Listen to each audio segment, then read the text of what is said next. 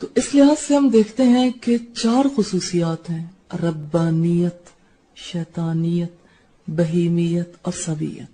یہ 4 عناصر ہیں اور ان کا مرکز کیا ہے؟ قلب ان کا مرکز ہے۔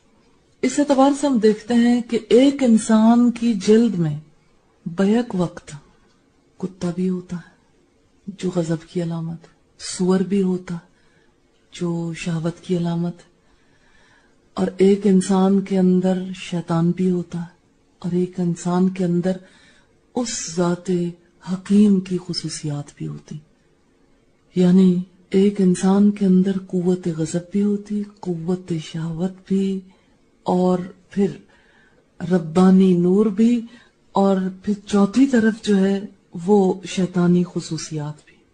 اب ہم دیکھیں گے کہ جہاں تک سور کا تعلق ہے نا، خنزیر، یہ شہوت کی علامت ہے۔ یہ جانور اصلاً ناپاک ہے، اس کا باطن برا۔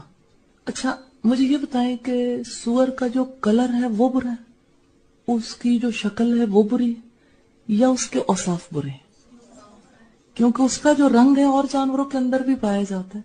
یہ تو نہیں ہے کہ ہم وہ رنگ استعمال کرنا چھوڑ دیں گے، یا یہ ہے کہ اس کی شکل ایسی ہے۔ نہ شکل نہ رنگ، ظاہری چیزیں نہیں، اس کے اندر برائی ہے۔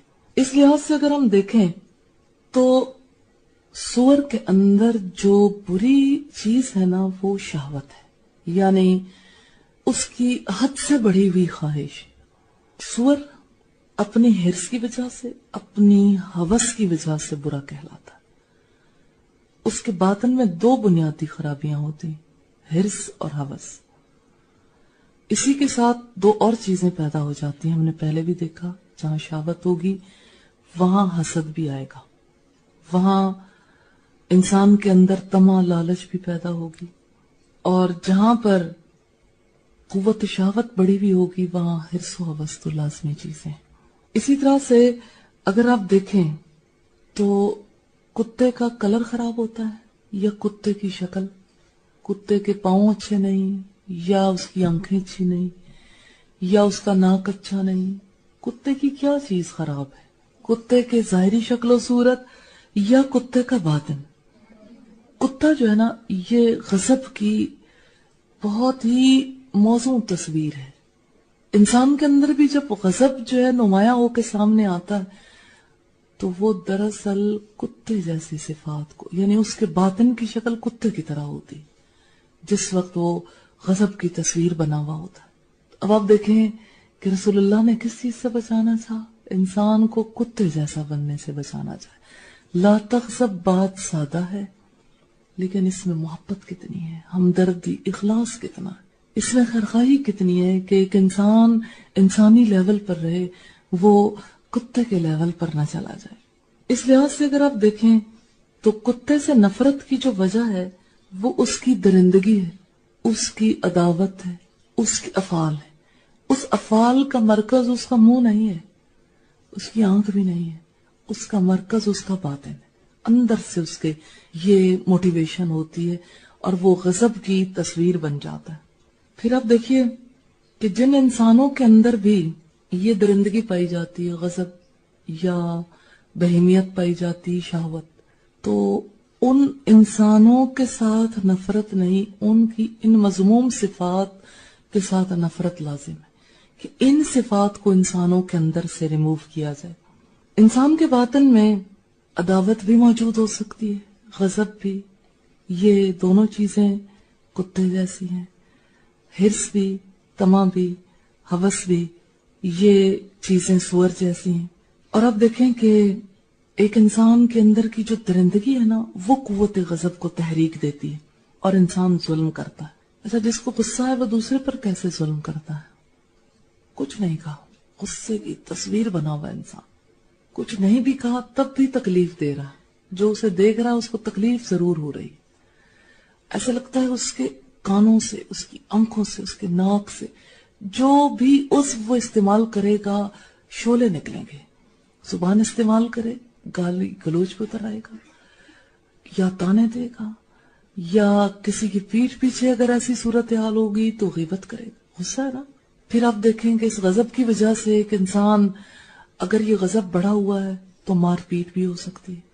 اگر یہ غضب بڑھا ہوا ہے، آپ دیکھیں کئی لوگوں کو آپ دیکھتے ہیں برتن توڑتے ہیں، چیزیں اٹھا اٹھا کے پھینکتے ہیں، تو اس وقت وہ اپنے آپ کو بالکل جسٹیفائیڈ سمجھتے ہیں، اور اس کے ذہن میں کبھی یہ نہیں ہوتا کہ میں کیسے انسان سے کتا بن گیا.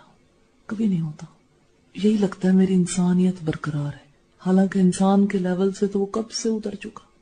درندگی نے کب سے اسے کنٹرول کر لیا، اور کیسے اس نے ظلم کا آغاز کر لیا.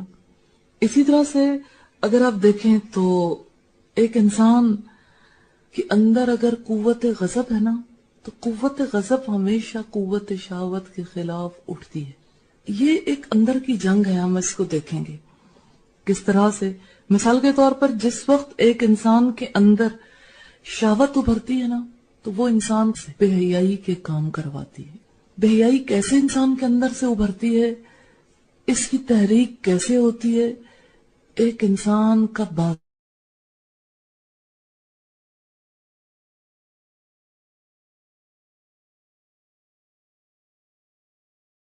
مثال کے طور پر انسان کا بہت جی چاہتا ہے ایک لڑکی کا، معذرت اب بات تو کھلی کرنی پڑے گی،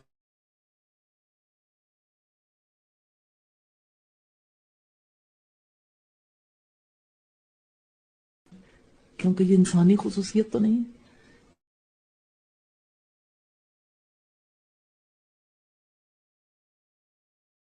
یا بنی آدم، اے بنی آدم، اے آدم کے بچوں، کہیں ایسا نہ ہو کہ شیطان تم پر سے اسی طرح سے لباس اتروا دے جیسے تمہارے باپ دادا پر سے اتروائے تھے، یعنی تمہارے آبا و اجداد سے اتروائے تھے. کل میں دیکھ رہی تھی ایک بچی کو کہ اس نے بالکل چھوٹی چھوٹی سلیوز پہنی ہوئی، اور راستے میں ہم نے کہیں کسی ہوٹل پہ اسٹے کیا نماز کے لیے. وہاں پر جو بچی بیٹھی ہوئی تھی اس نے خاص طور پر دوپٹہ اس طرح سے اوڑا تھا کہ اس کی جو سلیوز ہیں وہ اوپر ہوئی بھی نظر آئے اور بازو پورے کے پورے باہر ہوں. یہ جو بازوؤں کا باہر ہونا ہے نا، یہ انسانیت نہیں ہے، یہ سور کی صفت ہے. سور ایسی کام چاہتا ہے، اس کے اندر سے تحریک ہوتی ہے. اب آپ دیکھیں وہ بازو جو اللہ نے قیمتی بنائے تھے کہ اس پر کوئی ہوسناک نظر نہ پڑے، کون سی چیز ہے جو اسے اس طرح سے اوپن کرواتی ہے. پھر آپ دیکھیں کہ انسان کا یہ فرنٹ کا حصہ ہے، ڈیپ نیک مردوں کے سامنے ہے.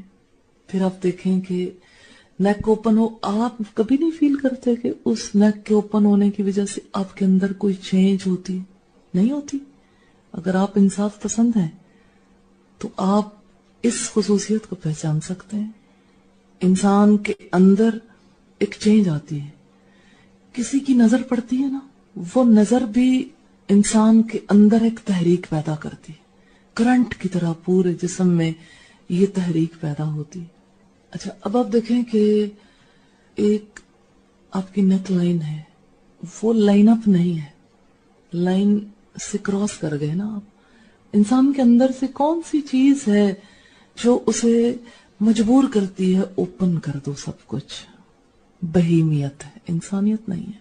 اچھا آپ دیکھیں جیسے ایک انسان کے اندر خواہشات کا ہونا، یہ کوئی ان نیچرل نہیں ہے. اللہ نے انسان کے اندر یہ خصوصیت پیدا کی ہے، لیکن قوت تمیز بھی دی ہے. کہاں پر ایک انسان کس دائرے کے اندر رہ سکتا. مثال کے طور پر خوشبو کا لگانا. آپ کبھی اپنے مزاج پہ فرق محسوس کرتے ہیں خوشبو لگانے کے بعد؟ آپ بہت اداس ہیں، آپ خوشبو لگا لیں، آپ کی اداسی دور ہو جائے گی، آپ کے اندر چینج آئے گی. آزما کے دیکھ لیجیے گا. انتہائی غصے میں بھی ہے نا آپ، انتہائی طور پر ڈپریشن میں مبتلا ہے، خوشبو آپ کو وہاں نہیں رہنے دیتی. بے شک تھوڑا فرق آئے یا زیادہ. خوشگوار ماحول انسان پر اثر نہیں ڈالتا، اثر ڈالتا اس کی طبیعت پر. اب دیکھیں مثلا آپ کسی روم میں انٹر ہوئے ہیں، کوئی فرق نہیں ہے روم کے اندر، لیکن ماحول انتہائی خوشگوار ہے، ہلکی ہلکی فریگرنس ہے، اور آپ کی طبیعت پر وہ خوشگوار ماحول اثر انداز ہوتا ہے، آپ اندر تک سے فریش ہو جاتے. اگر یہی خوشبو کوئی لڑکی لگا لے، کسی مرد کے پاس سے گزر جائے، آپ کیا سوچتے ہیں؟ وہ دیوار ہے، پتھر ہے، مٹی ہے، اس کے اندر جیتی جاگتی روح نہیں ہے، اس کے اوپر اثر نہیں ہوگا. تو ہم کہتے ہیں ہم نے خوشبو لگائی، کسی اور کی خاطر تو نہیں لگائی، ہم نے تو اپنی خاطر لگائی.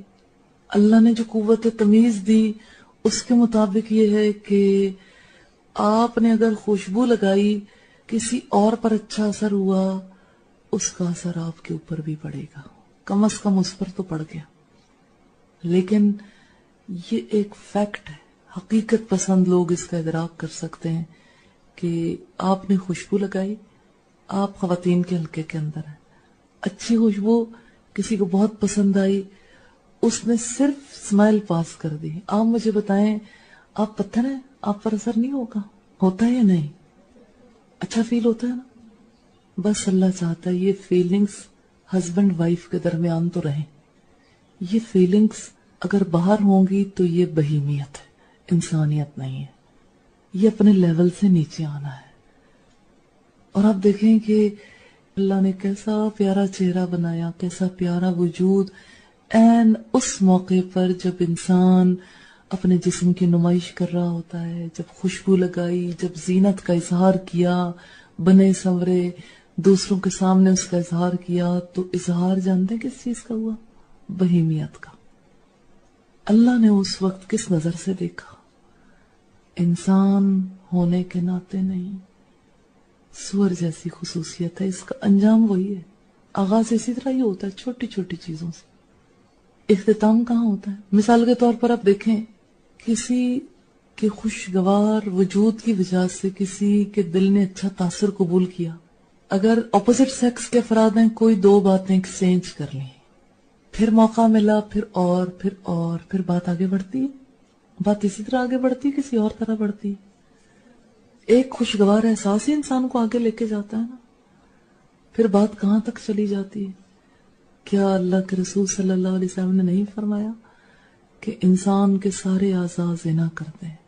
زبان سے لوچدار گفتگو کرنا زبان کا زنا ہے. ایک انسان کا نظر بھر کر کسی کو دیکھنا یا نظر سے کوئی میسج دینا نظر کا زنا. ہاتھوں سے کسی کو ٹچ کرنا ہاتھ کا زنا ہے. پاؤں سے چل کے جانا پاؤں کا زنا. جب سارے اعضاء یہ کام کر چکتے ہیں تو شرمگاہ اس کی تکمیل کر دیتی ہے. اتنا تو انسان کو اویئر ہونا چاہیے کہ انسان ایٹ رسک ہے، کچھ بھی ہو سکتا ہے، کوئی اپنی گارنٹی نہیں دے سکتا. جہاں انسان پھسلے گا، پھسلنے کا کوئی رزلٹ تو نکلے گا.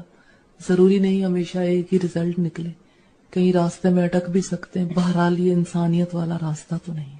ایک عورت کا جی چاہتا ہے میں اچھی دکھوں، ظاہر تو بڑا اچھا آبجیکٹو نظر آتا ہے، لیکن پرابلم یہ ہے کہ جس کو آپ اچھی دکھیں گی اس کا دل اس کے قابو میں نہیں رہے گا، اور دل قابو میں نہ رہا تو یہ دو طرفہ کیا سلسلہ شروع ہو گیا. اب دیکھیں اس دو طرفہ سلسلے میں کبھی آپ کو ایک ایس ایم ایس کی صورت میں کوئی چیز نظر آ سکتی ہے، کسی جگہ کوئی کال، کوئی پیغام، کوئی اور سلسلہ. ایک ایس ایم ایس کے تھرو آپ کے موبائل میں سے کیا چیز جھانکتی ہے؟ جانتے ہیں کیا جھانکتا ہے؟ سور. یہ دوسرے کے اندر کا سور ہے جو آپ نے جگا دیا. لیکن جاگا کیسے؟ اگر آپ ہیں اس کا باعث تو اللہ تو انصاف کرنے والا ہے. آپ ذمہ دار ہیں اپنے فعل کے. آپ دیکھیں کہ انسانوں نے رہنا تو ایک ہی معاشرے میں. ایسا ممکن نہیں کہ خواتین کو کہیں قید کر دیا جائے کسی تہ خانے کے اندر اور عورت باہر نہ نکلے. اسے اپنی ضروریات کے لیے باہر بھی نکلنا ہے. مردوں عورتوں نے اکٹھے رہنا بھی ہے، یعنی گھروں کے اندر جیسے افراد اکٹھے رہتے ہیں، آخر کہیں نہ کہیں یہ سلسلہ ہو جاتا ہے کسی جگہ پر. تو پھر یہ جو اللہ نے فطری جذبہ رکھ دیا انسانوں کے اندر، اس کو حیوانی سطح پر نہیں اترنا چاہیے. آپ دیکھیں، آپ کسی مقام سے گزرتے ہیں، آپ دو کتوں کو اگر آپس میں مصروف عمل دیکھتے ہیں، وہ تو کتے ہیں نا. اور اگر انسان بھی اسی لیول پر اتر آئے تو پھر انسانیت سے گر نہ گیا انسان. اللہ تعالیٰ انسانوں کو کی سطح اور ہے، آپ کا لیول اونچا ہے. آپ نے اپنے آپ کو بچا کے رکھنا. اب آپ دیکھیں کتنا ضروری ہے نا یہ جاننا کہ ہماری لمٹس کیا ہیں, گفتگو کی لمٹ کیا ہے, سننے کی کیا ہے, ایک دوسرے سے تعلق رکھنے کی کیا لمٹ ہے, ہم نے اپنا لباس کیسا پہننا ہے, خواتین کے حلقے میں کس لمٹ تک جو ہے وہ ہم آزادی رکھتے ہیں, جینٹس کے حلقے میں ہم نے کیسے موو کرنا ہے. لمٹس کیوں دی ہیں؟ انسانیت کے لیے, for the sake of humanity. جہاں لمٹس نہیں ہوتی تو وہاں پر بنیادی طور پر کیا ہوتا ہے؟ ہیومینٹی ختم ہو جاتی ہے. جیسے دیکھیں ہم نے قوت غضب کے بارے میں پڑھا نا کہ انسان کے اندر جب درندگی آتی انسان ظلم کرتا ہے.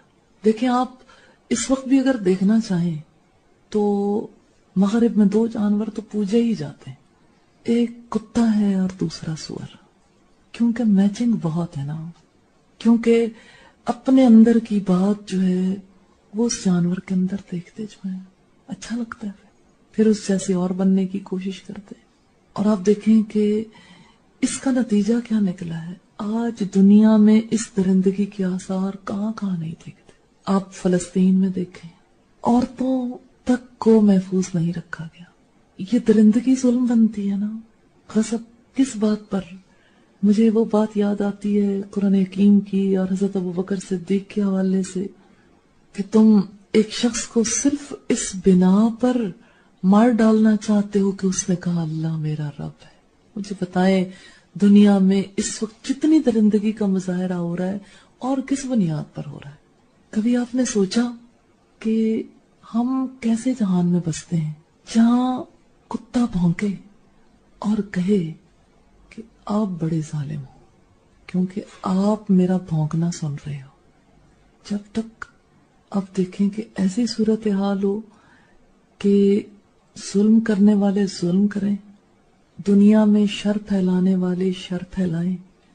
اچھا کتا جب بھونکے چیرے پھاڑے اور اگر کتے سے دوسرے انسان یا جانور بچ جائیں تو کتا کہے کہ تم بڑے دہشت گرد ہو کیونکہ تم ابھی زندہ جو. تو آپ مجھے بتائیں دنیا میں کیا آپ کو ایسی دہشت گردی نظر نہیں آتی؟ ٹینکوں کے مقابلے میں اپنی جان کا دفاع کرتے ہوئے پتھر مارتے ہوئے انسان, اپنی زندگیاں نچھاور کرتے ہوئے انسان. یہ درندگی جب قومی سطح پر آتی ہے نا اور پھر دنیا کی سطح پر آتی تو ایسا روپ دھر جاتی. فلسطین میں دیکھیں کیسے یہ درندگی غالب ہے اور اس کو کیسے ڈیفینڈ کیا جا رہا ہے آل اوور دا ورلڈ. پھر آپ دیکھیں یہ درندگی افغانستان میں دیکھ لیں, اس درندگی کو آپ کشمیر میں دیکھ لیں, عراق میں دیکھ لیں. اچھا جو مغلوب ہے نا اس کو کہا جاتا ہے تم دہشت گرد ہو. دہشت گرد کیوں کہتے ہیں؟ کہ کہیں مجھے درندہ دیکھنا نہ شروع کر دیں, میرے ظلم پر پردہ پڑ جائے, مجھے انصاف پسند سمجھے کہ میں نے ایسا ہی نہیں کاٹ کھایا, اس کے بھی کچھ اسباب ہیں. ہاں اس کا سبب ایک ہی ہے, اس کا سبب یہ ہے کہ آپ کے اندر انسانیت نہیں ہے, اس کا سبب یہ ہے کہ آپ ظلم کرنا چاہتے ہو, اس کا سبب یہ ہے کہ اس زمین کو ظلم سے بھر دینا چاہتے ہو اور اپنی برتری قائم کرنا چاہتے ہو. اور کیا سبب ہے؟ اس کا سبب یہی ہے کہ آپ برداشت نہیں کر سکتے کہ اللہ کو رب کہا جائے اور اس دھرتی پر اللہ کے ماننے والے موجود رہیں.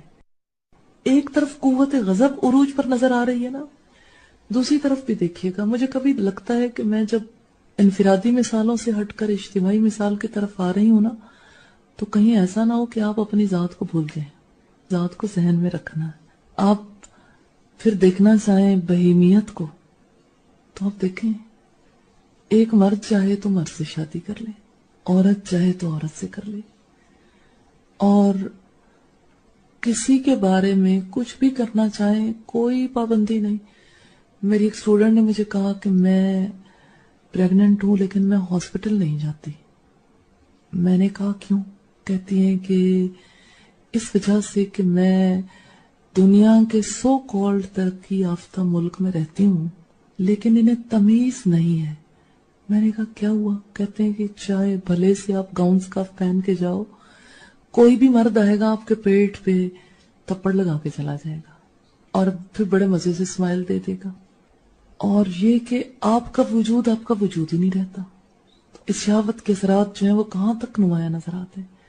اور آپ یہ دیکھیں کہ کوئی تمیز نہیں ہے. چلو جانوروں کو تو اللہ نے قدرتی لباس دیا تھا اور جانوروں کے اندر سینس نہیں تھی اور جانوروں سے حساب کتاب بھی نہیں ہونا، اس لیے بلیوں کو دیکھیں، کتوں کو دیکھیں، اب کسی جانور کو دیکھیں، اوپن ایئر ان کے سارے سلسلے جاری رہیں گے. لیکن کیا انسان بھی اس سطح پر آ گیا؟ ہاں، انسان بھی اس سطح پر آ گیا. اچھا، آپ اس کو آخری سٹیج سے ہٹ کے دیکھیں. مثال کے طور پر کسی ہوٹل کے تاریک گوشے میں بیٹھ کر ایک لڑکا اور ایک لڑکی باتیں کر رہے ہیں، تو یہ سب کیا ہے؟ انسانیت ہے؟ یہی تو بہیمیت ہے. تو وہ دو انسان نہیں ہے، سور جیسی صفات کا غلبہ ہے. جب دو لوگ آپس میں، ایک لڑکا اور ایک لڑکی SMS کر رہے ہیں، تو ان کے اندر کون جاگا ہوا ہے؟ سور. جب آپس میں شہوت کی گفتگو کر رہے ہوتے ہیں، کون جاگا ہوا ہے؟ سور.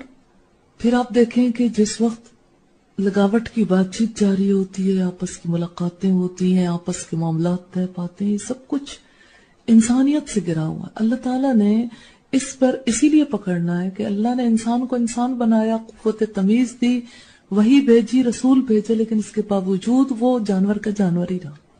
جانور کی سطح سے اللہ نے اٹھایا ہے کہ اللہ نے انسان کو انسان بنایا. وَلَقَدْ كَرَّمْنَا بَنِي آدم، ہم نے بنی آدم کو عزت و تکریم دی. اس عزت و تکریم کو اگر دیکھنا چاہیں تو آپ دیکھیں، اس کی خواہش اگر موجود ہے تو اس کو پورا کرنے کے لیے ذرائع دیے. نکاح کے بعد ہسبینڈ وائف کا جو ریلیشن شپ ہے، یہ ہے وہ مقام جہاں پر خواہش پوری ہوگی. لیکن انسان کی خواہش ایسی نہیں ہے کہ وہ جہاں سے بھی گزرے اپنی اس خواہش کو پھینکتا چلا جائے، ہر جگہ ہر ماحول کو آلودہ کرتا چلا جائے، کہیں نظروں سے، کہیں خوشبو سے، کہیں اپنے بدن کو اوپن کر کے. مجھے کبھی کبھی یوں فیل ہوتا ہے جیسے مرغیاں نہیں ٹانگی ہوتی، کہیں یہ راستوں سے گزرے کچھ ہوٹلز والے ہوتے ہیں کہ ننگی مرغیاں ٹانگی بھی ہوتی ہیں. تو جانتے کیوں ٹانگتے ہیں؟ تاکہ لوگوں کے دل میں مرغیاں کھانے کی تحریک پیدا ہو. اور کہیں جو رانے ہیں وہ ٹانگی بھی ہوتی ہیں. کبھی آپ دیکھیں گوشت کا کچھ حصہ جو ہے وہ الگ کر کے ریڈ ریڈ حصہ بھی سامنے لے آتے ہیں. پھر آپ دیکھیں کہ کہیں کچھ جگہ ایسی ہوتی ہیں جہاں پر ایسے فریزرز ہوتے ہیں جہاں پر آپ کو سی فوڈ ہے یا باقی جو بھی چیز ہے اوپن سب کچھ لگا ہوا ملے گا. آپ پسند کر لیں، آپ جو کھانا چاہیں اور وہ نکلوا کے آپ وہی چیز بنوا کے کھا سکتے ہیں. یہ سب کچھ کس وجہ سے کہ جتنا کوئی چیز اوپن ہوگی اتنی تحریک اندر پیدا ہوتی ہے. تو ایک عورت اگر اپنے آپ کو اوپن کرتی ہے تو وہ تسلیم کیوں نہیں کرتی کہ میں دوسرے کے دل کو یا ساری سوسائٹی کو تحریک دینا چاہتی ہوں. یہاں پر ایک حرام سلسلہ موجود ہے، آپ اس سے فائدہ اٹھا سکتے ہیں معذرت کے ساتھ. دوسرے لفظوں میں میسج تو یہی، اور کیا میسج ہے؟ آپ اس کو جو بھی نام دینا چاہیں، بات بیچ میں سے یہی نکلے گی. آپ زہر کی بوتل پر شہد کا لیبل لگا دیں، زہر کی خصوصیت کبھی نہیں بدلے گی، وہ ویسی ہی رہے گی. اب آپ دیکھیں کہ جس دل کے اندر ایک طرف سور کا قبضہ ہے، ایک طرف کتے کا قبضہ ہے، وہاں آپ یہ کہتے ہیں آپ نماز پڑھیں، آپ کا دل نورانی ہو جائے. آپ چاہتے ہیں آپ ذکر اذکار کریں، آپ کے دل کے اندر اللہ کی روشنی آ جائے، ماحول روشن ہو جائے، آپ کے اخلاق سنور جائیں، آپ کا کردار بھلا ہو جائے. کتے اور سور کی موجودگی میں نہیں ہو سکتا. یہ دو ایسی چیزیں ہیں کنٹرول نہیں ہوں گی، ممکن نہیں ہے کہ اندر کوئی اچھا خلق جنم لے سکے، ایمان رہ سکے اندر. پہلے کتے اور سور کو کنٹرول کرنا ہوگا. کتے دیکھیں جہاں کہیں بھی رکھے جاتے ہیں فرشتے نہیں آتے، کتا بھونکتا ہے. رسول اللہ کی حدیث ہے نا، جس گھر میں کتا ہوگا فرشتہ نہیں آئے گا. تو جس دل کے اندر کتا ہوگا وہاں اچھا اخلاق آئے گا، وہاں اچھا خیال آئے گا؟ کیسے ممکن ہے؟ اور پھر جہاں سور ہو، ناپاک جانور ہے اور ناپاک خیالات پیدا کرتا ہے، ہوس پیدا کرتا ہے. ہوس کا زندہ نشان ہے. اس کی موجودگی میں مجھے یہ بتائیں ایمان کہاں ٹھہرے؟ ایمان اندر آتا تو ہے، کتا بھونکتا ہے، جگہ نہیں دوں گا. اور ہوس جو ہے وہ اس کو بھگا دیتی ہے. دونوں نے مل کے قلب کا ستیہ ناش کر رکھا. اور پھر شیطان جو ہے ان دونوں کو ایک دوسرے کے خلاف لڑاتا رہتا ہے. مسلسل ایک جنگ ہے جو جاری رہتی ہے. اور हमने बात शुरू भी यहाँ से की थी कि कुव्वत गजब जो है ना, ये कुव्वत शहावत को कंट्रोल कर सकती है अगर कुव्वत गजब जो है वो पॉजिटिवली यूज हो। अच्छा, अगर नेगेटिवली यूज हो तो तब भी अगर आप देखें तो जहां कहीं भी फोश होगा ना, फोश के मुकाबले में गजब की वजह से गाली गलोच, मारपीट और एक खौफनाक माहौल जरूर पैदा होगा। अब देख लें इस चीज को सोसाइटी के अंदर, जिस घर में बेहयाई का इर्तिकाब हो वहां क्या होता है? कभी आपने सुना किसी ने अपनी बेटी को बदकारी के इल्जाम में मार डाला, किसी भाई ने अपनी बहन को मार डाला? कभी सुना ऐसी? कभी खबर आती है अखबार में? रोज ही आती है। तो जहां कहीं भी इसका पॉजिटिवली यूज ना भी हो ना, तब भी फौश की वजह से गजब हरकत में आता है। गजब जो है ये फौश को कंट्रोल करने की कोशिश करता है, और भले से उसके ऑब्जेक्टिव्स क्या हों। मिसाल के तौर पर आप देखें, कभी 2 या 4 या 6 कुत्तों को देखा है कभी आपने? एक कुतिया के पीछे क्या सूरत हाल हो जाती, और किस तरह से एक ताकतवर कुत्ता जो है वो गालिब आ जाता है और बाकी जो है वो फिर उनका मामला फर्क हो जाता है। कहने का मतलब ये है कि ये कुव्वत गजब जो है ना, ये बुनियादी तौर पर शहवत को कंट्रोल करने वाली या फोश हरकत के हवाले से अगर हम देखें, फोश का इर्तिकाब करने पर ये कुव्वत गालिब आ जाती है। इस कुव्वत की वजह से कुव्वत शहवत जो है ये मगलूब हो जाती है। हम इसको मजीद डिटेल से देखते हैं इस लिहाज से कि शैतान जो है वो कैसे कुव्वत गजब और कुव्वत शहवत को आपस में बरसरे पैकार रखता है, दोनों को कैसे मसरूफ अमल रखता है। मिसाल के तौर पर आप देखिए, शैतान चाहता है हिर्स को गजब के खिलाफ उकसाए और कभी गजब को हिर्स की मुखालफत में भड़काए। लेकिन है ये दोनों जिबिल्ली सिफात इंसान के अंदर मौजूद है, गुस्सा भी शहावत भी। कभी एक को दूसरे के खिलाफ मोटिवेट करता है, पहले को दूसरे के खिलाफ, दूसरे को पहले के खिलाफ, लेकिन अक्ल इसमें बड़ा अहम रोल प्ले करती है। अक्ल जो है वो इसकी तंजीम करती है। अक्ल हकीम है। अक्ल का काम क्या है कि शैतान के मकरो फरेब से बचाए। लेकिन अक्ल के पास जब तक गहरी नूर बसीरत ना हो, इनसाइट ना हो, अक्ल के पास जब तक इल्म ना हो, अक्ल के पास जब तक वाज़े नूर ना हो, वो इब्लीस की तलबीस का कला कमा नहीं कर सकती। मैंने लफ्ज यूज किया तलबीस, इसका रूट है लाम बा और सीन, इसी से लिबास है। शैतान बुराई को लपेट देता है, उसको अच्छाई का लिबास पहनाता है, अच्छा बना बना कर दिखाता है। इंसान को बुराई खूबसूरत नजर आती है। तो ये जो अक्ल है ना, ये एक वाइज मैन का रोल प्ले करती है, हकीम का, दाना का। अक्ल क्या करती है कि वो बुराई की हकीकत को सामने ले आती है, फिर इंसान बुराई से बचता है। और इल्म हो तो अक्ल ये काम कर सकती है। तो इस लिहाज से अगर देखें तो अक्ल का काम इंपॉर्टेंट है। एक इंसान के अंदर अगर सुअर की हवस मौजूद है तो अक्ल ये काम करती है कि सुअर की हवस को कुत्ते के गजब से कंट्रोल कर लेती है। गजब के जरिए से, यानी एक इंसान को अक्ल तहरीक दिलाती है कि ये देखो ये कैसी बुराई, किस नौयत का काम है। जब बुराई खुल के सामने आती है तो हवस, उसकी हकीकत खुल गई, अब वो दब जाती है, गुस्सा गालिब आता है, कंट्रोल हो जाती है। ये दोनों अक्ल के जरिए से हैंडल हो जाते हैं। उसूल याद रखिएगा, शहवत कभी गजब के बगैर खत्म नहीं हो सकती। इसी तरह से अगर आप देखें कि शहवत तो कंट्रोल हो गई, गजब कैसे कंट्रोल होगा? तो अक्ल ये काम शहवत से लेती है कि शहवत गजब को कंट्रोल करे। ये काम अक्ल किस तरह से लेती है? अब आप देखिएगा कि अक्ल जो है वो गजब को जंजीरें डाल देती है। आप इसको मुजस्सम हालत में देखें, जैसे कुत्ता है तो कुत्ते के गले में अक्ल पटा डालती है, कुत्ते को बांध के रखती है। ये नहीं है कि कुत्ते को मार डाले अक्ल, क्योंकि कुत्ते ने तो काम आना है। कुत्ते ने क्या काम करना है? बाहर से कोई आया तो कुत्ते ने उस पर भौंकना है। कुत्ते ने और क्या काम करना है कि अगर अंदर से कोई खराबी पैदा हुई तो अंदर के मामलात को हैंडल करेगा। तो कुत्ते को अक्ल पटा डाल के रखती है। तो ये जो कुव्वत गजब है ना, जिबिल्लत है इंसान की, इंसान के अंदर गुस्सा है, अक्ल की वजह से, वही के इल्म की वजह से कंट्रोल हो जाता है। लेकिन फिर ये इस्तेमाल कहाँ होता है? बुराई के खिलाफ। जब ये बुराई के खिलाफ गुस्सा इस्तेमाल होता है तब इंसान अच्छे खुल्क अपने अंदर पैदा कर सकता है, तब इंसान रब का होकर जी सकता है।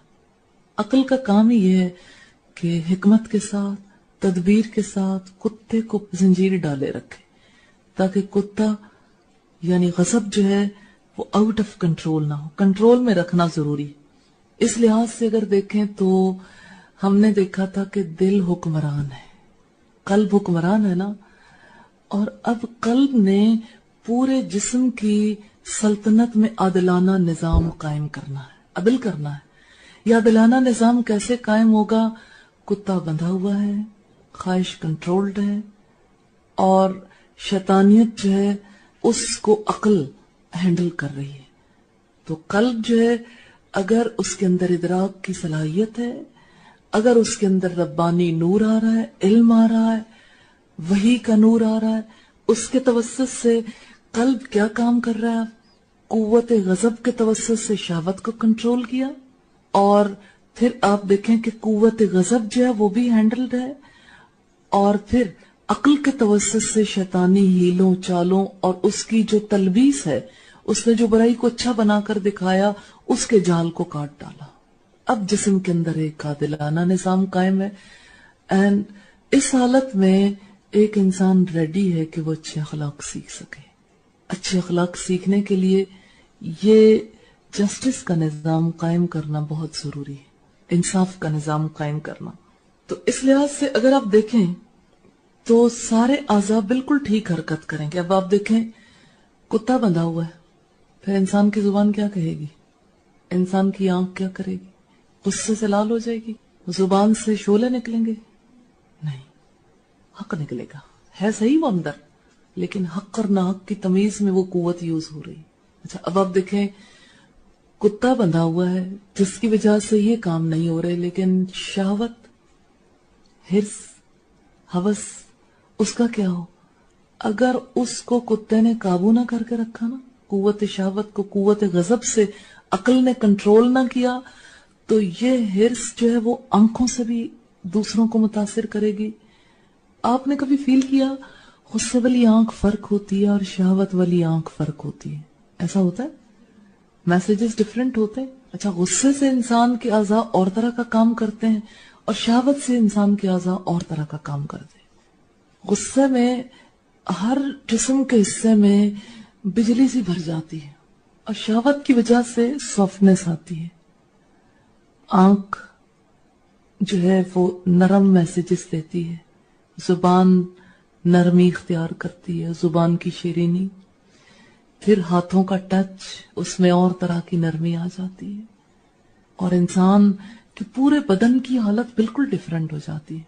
तो यूं समझ लें कि जिस्म का जो निजाम है, या तो वो हिर्स बिगाड़ देती है यानी हवस इंसान की, या फिर ये निजाम बिगड़ता है गजब से। अच्छा, आप देखें कि ये सर्कल चलता कैसे है। इस सर्कल में सबसे ऊपर का नूर है रब्बानी नूर। रब्बानी नूर क्या है? हमारे पास किस फॉर्म में आता है? वही का इल्म। अब आप मुझे बताएं, जो लोग कहते हैं कि हमारे पास वक्त नहीं है, इस नूर के उसूल का वो अपने आप को कहां ले जाते हैं? अपने आप को कुत्ते के हवाले कर देते हैं, सुअर के हवाले, शैतान के हवाले, इसलिए कि रहमान के लिए रास्ता ही नहीं छोड़ा। अब आप देखें कि अल्लाह का नूर आया, अक्ल इस्तेमाल होती है, फिर कल्ब के अंदर कुव्वत है ना अक्ल की। अच्छा, अक्ल इस्तेमाल होती है, अक्ल ने क्या करना है? गजब को हैंडल करना है, और गजब के तवस्सुत से शहवत को हैंडल करना है।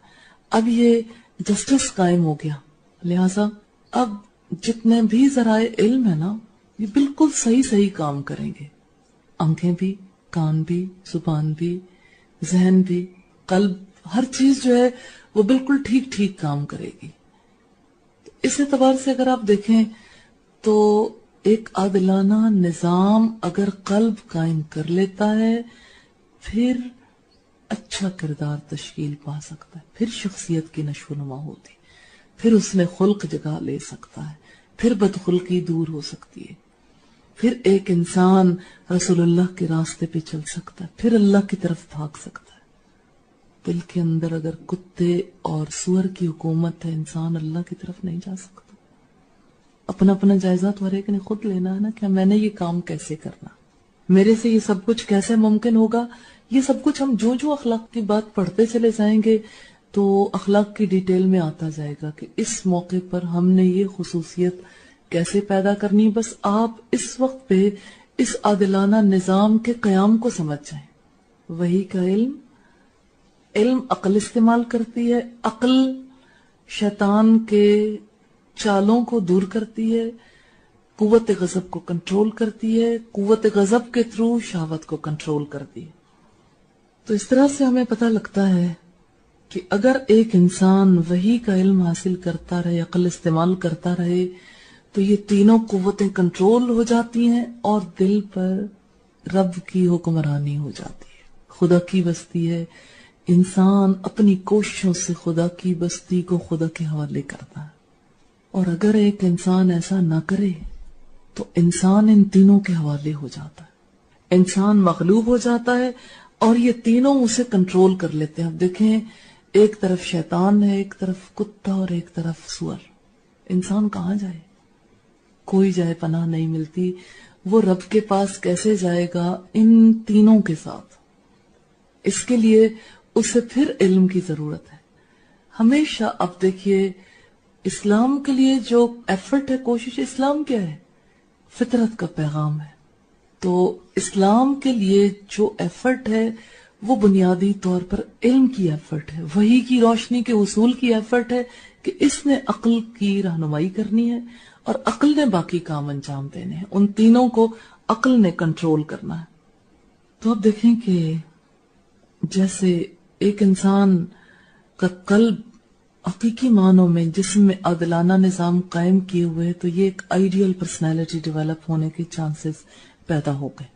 اور دوسری طرف اگر آپ دیکھیں تو زنجیریں، آپ کتے کو نہیں باندھیں گے، کتا آپ کو جکڑ دے گا، آپ اپنی غضب کی زنجیروں میں جکڑے جائیں گے۔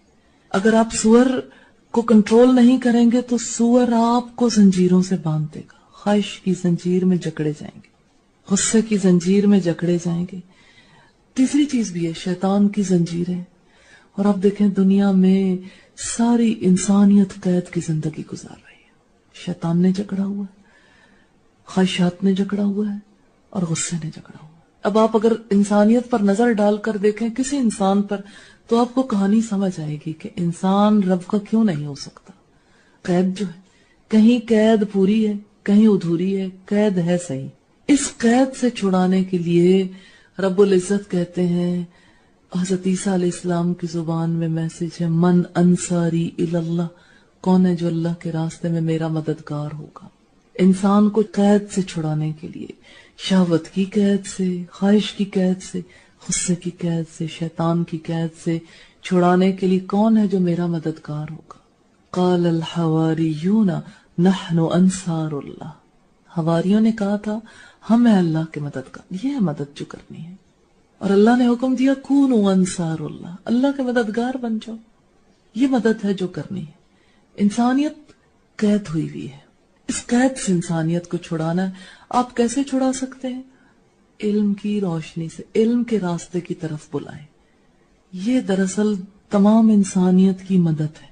وہی کہ علم کا راستہ دراصل رحمان کا راستہ ہے، ربانیت کا راستہ ہے، دراصل انسانیت کا راستہ ہے۔ تو دنیا میں اگر آپ دیکھیں کہ ایک انسان قید کی زندگی گزار رہا ہو، اب آپ دیکھیں قید کی زندگی کون کون گزار رہا ہے۔ ہم اگر انالائز کرنا چاہیں، کافر گزار رہے ہیں، منافق، مشرک یا مومن بھی، کون کون گزار رہا ہے؟ مسلمان قید کی زندگی گزار رہے ہیں؟ کوئی مسلمان نظر آتا ہے جکڑا ہوا؟ گھر کے اندر کوئی نظر آتا ہے؟ ہاں، اپنا آپ بھی، اپنے گھر والے، اپنے ارد گرد والے ہیں نا قید میں۔ اور آپ دیکھیں کہ جب ایک انسان بت پرستوں کے بارے میں پڑھتا ہے نا تو انسان کہتا ہے پتہ نہیں وہ شرک کیسے کرتے ہیں، انہیں سمجھ نہیں آتی، گائے کو کیسے پوجتے تھے، کس طرح سے وہ بتوں کے آگے کھانے رکھتے ہیں، کیسے نظریں نیازیں دیتے ہیں، کس طریقے سے یہ سارے کام کرتے ہیں۔ اپنے اندر جھانک کے انسان نہیں دیکھتا کہ وہ کیسے کتے کی پرستش کرتا ہے، کتے کی قید میں ہے، کیسے وہ اپنے آپ کو سور کی قید میں دیے ہوئے ہے، کیسے وہ اپنے آپ کو شیطان کی قید میں دیے ہوئے ہے۔ دوسروں کی بت پرستی نظر آتی ہے، اپنی نظر جو نہیں آتی۔ یہ چھوٹی بت پرستی ہے، اب بتائیے، چھوٹی ہے، کم درجے کی ہے؟ دوسروں پر انسان حیرت کا اظہار کرے اور اپنی ذات کو دیکھے ہی نہیں، اپنے اندر جھانک کے دیکھے۔ سب سے پہلا معاملہ تو اپنی ذات کا، پھر دوسروں کا ہے۔ تو جن کو بت پرستی عجیب نظر آتی ہے، قبر پرستی عجیب نظر آتی ہے، میں کوئی اس کی فیور نہیں کر رہی، وہ تو ہے ہی غلط کام نا، اس کا برا ہونا تو کھلا ہوا ہے، اوپن ہے، لیکن اپنے اندر کی قبر کو دیکھیں، دل قبر نہیں بن گیا، دل کی حالت کیا ہے؟ مدفن نہیں بن گیا، انسانیت دفن ہو گئی اس دل کے اندر، ربانیت رحمانیت دفن ہو گئی، قید کر دیا اپنے آپ کو، خود قید کر دیا، خواہش کی قیدی، دنیا کی قیدی۔ اللہ نے اپنی پاک کتاب میں فرمایا ایک دیوار ان کے آگے ہے، ایک ان کے پیچھے ہے، اور ان کے گلے میں طوق پڑا ہوا ہے۔ کبھی آپ دیکھیں نا، آگے کی دیوار کون سی ہے، پیچھے کی کون سی ہے، اور گلے کا طوق کون سا ہے۔